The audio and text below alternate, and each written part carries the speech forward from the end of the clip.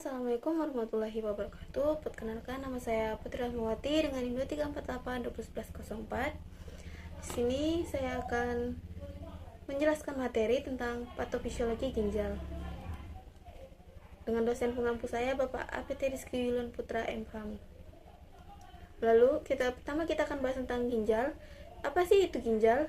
Ginjal merupakan salah satu organ penting pada tubuh yang berfungsi menyaring limbah dan kelebihan cairan dari darah yang dikeluarkan melalui urin. Nah, penyakit ginjal ini menyebabkan adanya tumpukan zat-zat berbahaya pada tubuh. Penyakit ini seringkali terlambat diketahui oleh penderita. Nah, sebagian dari mereka itu menyadari ketika telah mengalami gagal ginjal.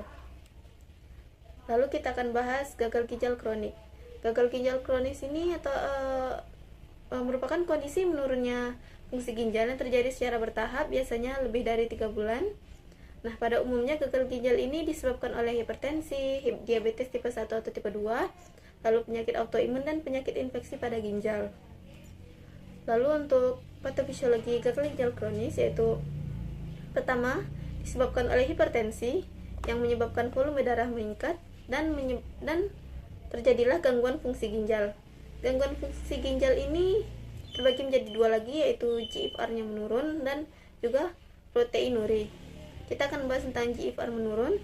Itu terbagi lagi menjadi dua, yaitu ureumnya naik dan fosfat serumnya naik. Pada ureum yang meningkat, terjadilah mual dengan contoh nausea dan anoreksia dengan contoh perubahan nutrisi kurang dari kebutuhan. Sedangkan pada fosfat serum naik, dia akan menyebabkan kalsium serum turun, kalsium tulang turun, dan ada perubahan dalam tulang atau penyakit tulang. Lalu penyakit tulang menjadi uremik dan terjadilah gagal ginjal kronik. Lalu pada proteinuri terjadi hipoalbumin yang menyebabkan osmotik plasma turun dan retensi Na, lalu terjadilah edema.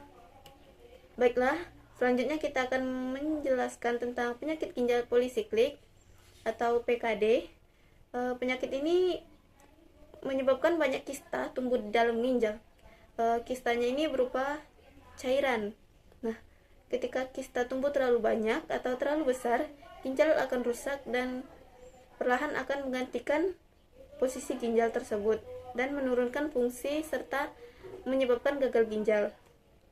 Lalu untuk patofisiologi batu ginjal, dia disebabkan oleh 3 faktor, yaitu teori nukleasi, teori matriks, dan penghambatan kristalisasi. Nah, lalu maka terjadilah batu ginjal atau urolitiasis.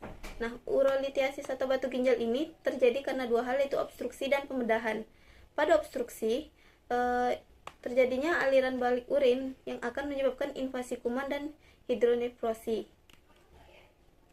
Nah, untuk penyebabnya sendiri, penyakit pada ginjal ini disebabkan oleh hipertensi atau tekanan darah tinggi yang tidak terkontrol dengan baik, lalu penderita diabetes mellitus dengan kadar gula darah yang tinggi, lalu batu ginjal yang tidak diobati secara tepat, dan penyakit autoimun yang tidak terkontrol.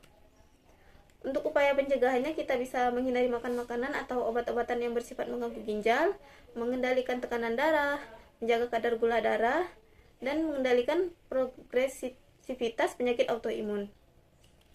Baiklah, sekian video presentasi dari saya. Apabila ada salah kata, saya mohon maaf. Wabillahi taufiq wal hidayah. Wassalamualaikum warahmatullahi wabarakatuh.